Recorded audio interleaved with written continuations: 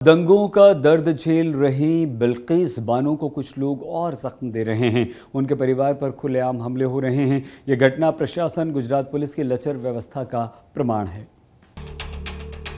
बिल्किस बानो के रिश्तेदार होने पर सजा, भीड़ ने बिल्किस के संबंधी होने पर की पिटाई, पैसे के लेन देन को लेकर हुआ था विवाद। ये तस्वीरें गुजरात के दाहोद जिले की हैं, जिसमें कुछ लोग दो लोगों को बुरी तरह से पीट रहे हैं।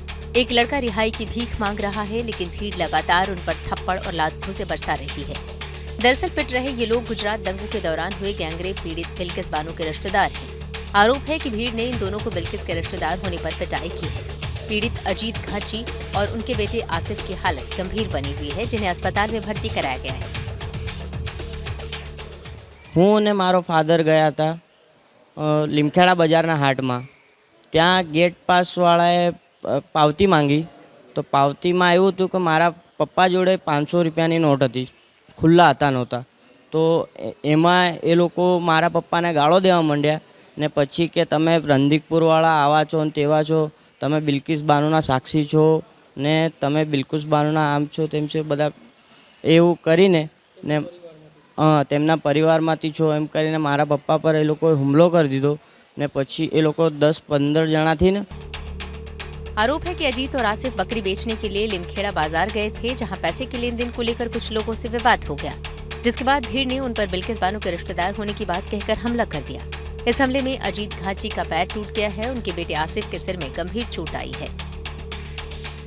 તમે રંધીકપુરવાળા તો બિલ્કિસ બાનુના પરિવારવાળા છો એમ કરીને મને ગાળો બોલી અને મારવા બાંધ્યા લોકો। એ 10 થી 15 જણા મને અને મારા છોરાને મારવા બાંધ્યા।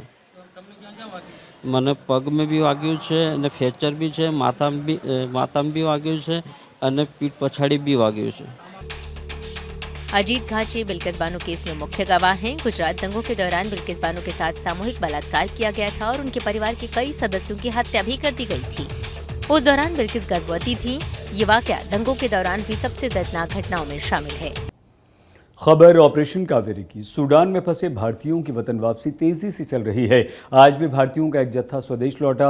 एयरपोर्ट पर पहुंचे जत्थे के हर सदस्य के चेहरे पर राहत की झलक साफ दिखी।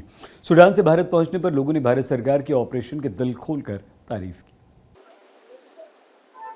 ये मुस्कुराते चेहरे इस बात के गवाह हैं कि सूडान में मिले जख्म से राहत मिल गई है।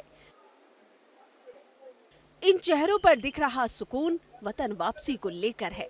आज सुबह 186 भारतीयों को लेकर एक विमान जद्दा से कोची पहुंचा, तो इनके रिश्तेदारों की धड़कनों को भी चैन मिल गया।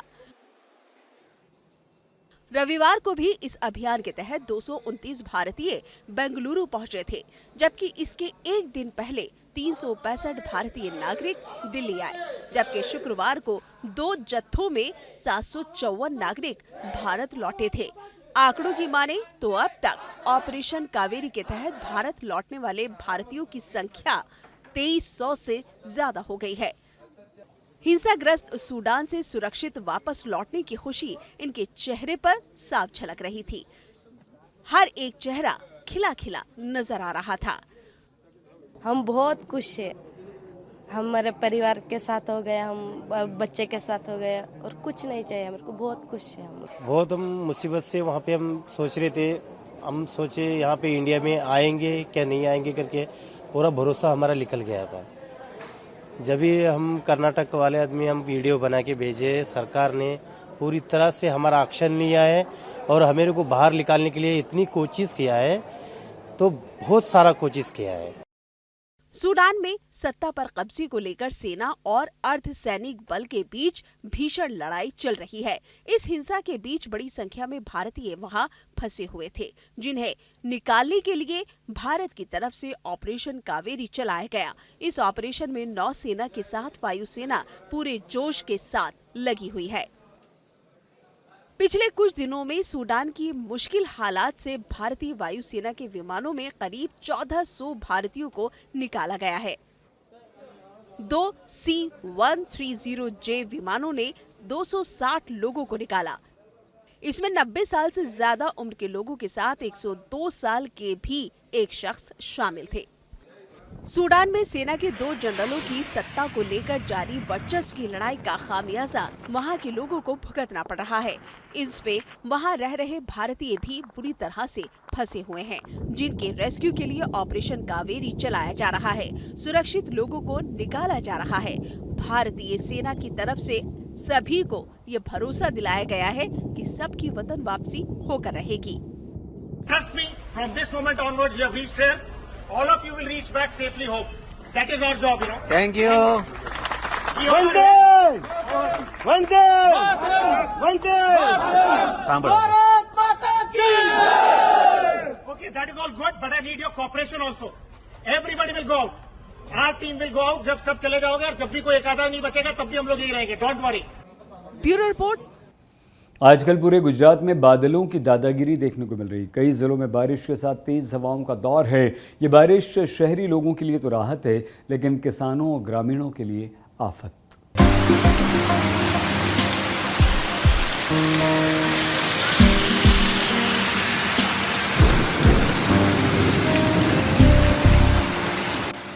ये तस्वीरें गुजरात के अलग अलग जिलों की हैं, जहां मौसम ने ऐसी करवट ली कि गर्मी छूमंतर हो गई। कुछ दिन भले ही गुजरात वालों को भीषण गर्मी का सामना करना पड़ा हो, लेकिन फिलहाल मौसम खुशनुमा बना हुआ है। हालांकि अमरेली शहर में लोग जहां बारिश देखकर खुश हो रहे हैं, वहीं ग्रामीण इलाकों में बारिश के बाद बाढ़ जैसे हालात हो गए। दोपहिया वाहन पर सवार लोगों को अपने घर पहुंचने में काफी मशक्कत करनी पड़ी। कुछ ही दिन की बारिश ने यहां नगर निगम के दावों को भी ठेंगा दिखा दिया। उधर फसल खराब होने की टेंशन से किसान भी मायूस हैं।